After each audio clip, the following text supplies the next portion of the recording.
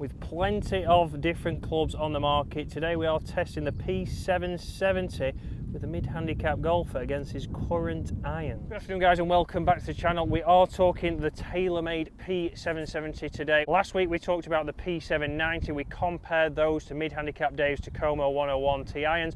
A £650 save. That is very similar this week. Dave is coming here now with all the money in his pocket that he's saved. Well, last week we saw that stronger loft is not always the answer. They were the most forgiving from TaylorMade, the most forgiving range. This is now a little bit less forgiving, but this is a little bit better on the eye. A lot of people very much closer to the 101Ts, and that's why we're out here testing. We've got the numbers in the studio. We are going to then see for the £650, is it worth it? And this is what we're trying to show you in this series, guys, is what irons are on the market at the moment, which are going to be the best for somebody like Dave who's off 12 trying to get to 9.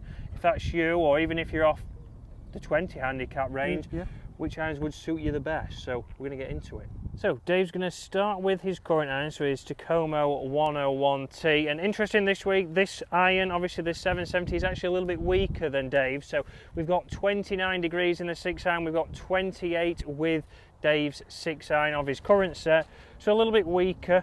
Will that obviously affect the distance? Again, all the information about the P70 is on screen now. Again, a thinner face, all designed for forgiveness, all designed with a speed foam pocket for extra distance, more ball speed.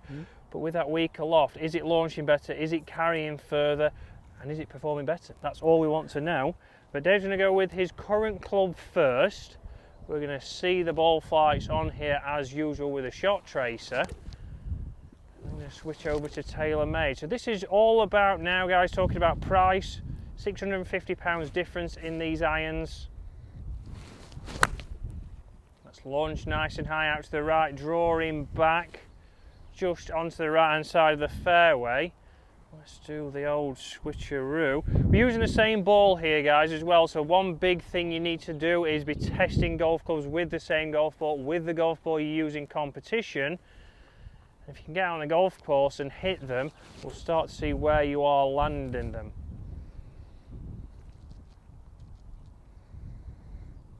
So we can see a little bit more height there from the P770, as you would expect by that 1 degree more. But let's get to the numbers now, which we've already got. So first up we have the Takomo 101 numbers. As we know from last week, we was getting around 144 carry, going 157 total, spinning around about 4,200, which is low, but is because of Dave's speed and what we'd expect to see. Launch angle being at around about 19 degrees, so taking some loft off, it's launching low, it's getting the carry numbers that Dave expected, which actually was further than his Callaway DCBs. But once we move over onto the P770 irons, 4,300 spin, so we can see that that is up by only 100, so that little bit, that 1 degree extra has given it a little bit more spin. We can see that the club head speed is a little bit down by 1 miles an hour, and as a result we've got 141 carry, going 154 total, but launching at the same. So launching the same, spinning ever so slightly more, a little bit less club head speed, and as a result getting a little less distance. So an iron that would work, very close, very good numbers, but overall £650 difference, not getting Dave the big difference that he would expect. So you'll see here, very similar to the numbers we've just talked about, so not much difference in it, a couple of yards, a little bit out to the right there with the 101T, which is more Dave, but we saw obviously right to left dispersion, Dave, was a little bit wilder with the 770. And I mean, they're not supposed to be the most forgiving irons, are they? No. I still saw less dispersion from side to side with the Takomos. Yeah, front to back was very similar, so not much difference in there, probably 10 yards on a miss hit, so getting the forgiveness that we want, but it was right to left there, which Dave didn't have as much feel and as much control on this club head. Again, weight and feel wise, Dave, what do they feel like? The very, I mean, like all modern irons, Chris, if I'm honest, you know, there's nobody out there who are just making terrible irons that just feel awful all the time. They're very nice, you know, it's a nice iron. I'm just not sure that it's 650 quid's worth of nicer. Yeah, and that's it. So right to left could be a little bit of Dave, obviously, as we know, as a mid-handicap golfer, but again, price-wise, £650 difference in these, and we've got the difference in the distance there. Not bad. And we spoke about, obviously, through the numbers as Dave hits this one into the green now, we spoke about, obviously, spin rates. It is a little bit higher with the 770, but that is that extra degree we've got in loft. Here we've got 140 yards to flag, so this is going to be pitching thereabouts with a good hit. That's a good strike for Dave. A little bit out to the right. Again, landing on the fringe, but looks pin high. Yeah, good for distance. So pretty good. So this one's a little bit closer here for Dave. So as he goes over now to his normal irons, his Takomos, we can start to see here, again, 137, 138 carry to the flag. It is a little bit into the breeze here, so that's why we're still sticking with that shot. Hold on, Chris, just while I take the head cover off, you know. Iron head covers in full force. There they are. I lost one the other week. There's a right panic on. The club came to a stop. It Garforth came to a stop. All hands on deck. We found it. It was all right. So you see from the best shots that Dave hit with both irons, very similar distances, pretty much identical, same club head speed, very similar spin rate, so very close to being the same kind of iron, even with the differences in loft. That's a good shot there from Dave. A little bit of a pull. Yeah, a little bit of a pull. So it's just gone over the green. Consequently, a tad long, but not too bad. Pilot error from this gentleman over here. But that was landing right where we wanted it to, pin high. He's left himself a tricky shot. So let's get down there and have a look. So a good hit with the 777 iron, just short of pin high. So breeze has turned around now. It was into the face when Dave hit, so a little bit short. And that's where we see that a good shot, that front to back dispersion, there is that 10 yards in it. If we come over here, we know that it was a slight pull. So we will see that it has gone a little bit longer. And on this occasion, it would have put Dave into some trouble.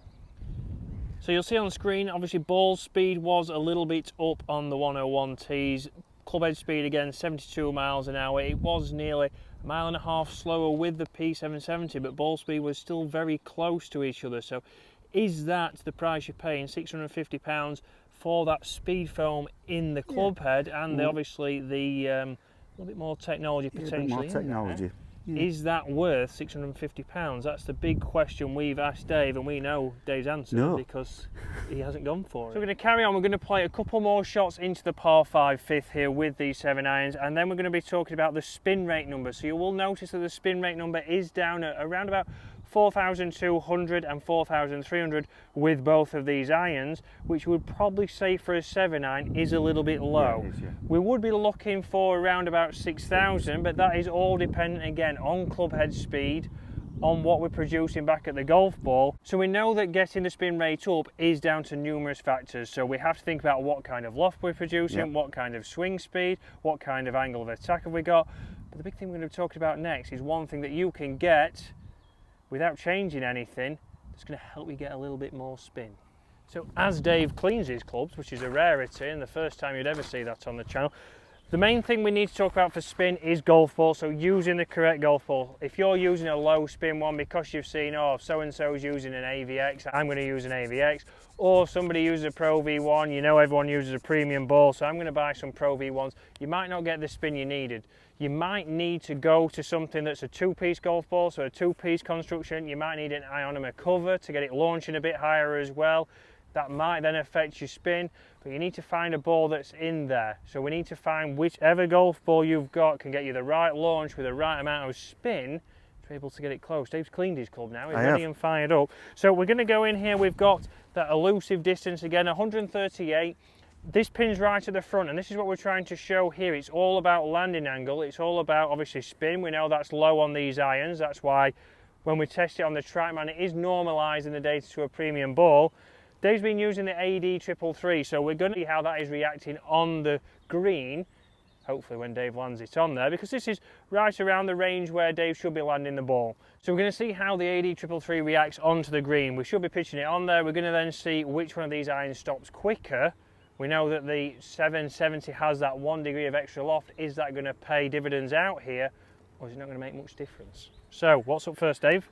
Takomo up first, so let's see the magic. A front pin, we need landing angle here.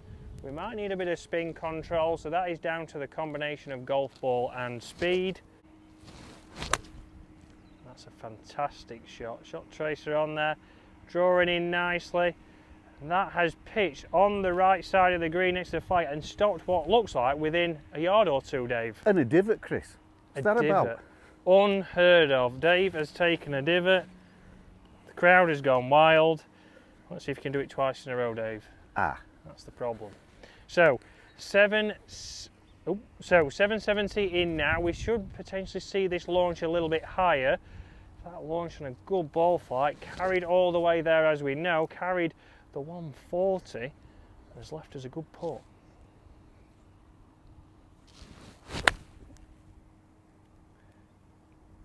So it's got the divot, slightly misstruck, Dave. Yeah. Again, launched a little bit lower, but it looks like it's crept towards the front edge of the green, so didn't get the landing angle we wanted, didn't get the strike, but that's something that we've seen with these irons. We've still got that little bit of forgiveness, we've still got it getting to the front of the green, but the problem there, it wouldn't have carried onto the front edge. But that was down to strike, and that was down to Dave, but the forgiveness on this occasion, nothing in front of the green, has still reached. When we get up there, we will show you. But guys, the wind is starting to pick up here. Next week, we're going to have a video out here with Dave. We're going to do it on the next par 3, which is going to be all 3 of these clubs. So we're going to do the P790, the P770, all against the 101T, playing into the breeze, straight into the breeze. Which one would you go for? Obviously, straight away, a lot of people would think we have to go less loft is probably better. We're going to pick a shot at around about 140 yards. It's probably a 2-club wind. And which one's going to benefit? So is it going to be better to have lower loft? A lot of people think if I play in wind and I play on a windy golf course, something with stronger lofts is going to keep it out of that wind.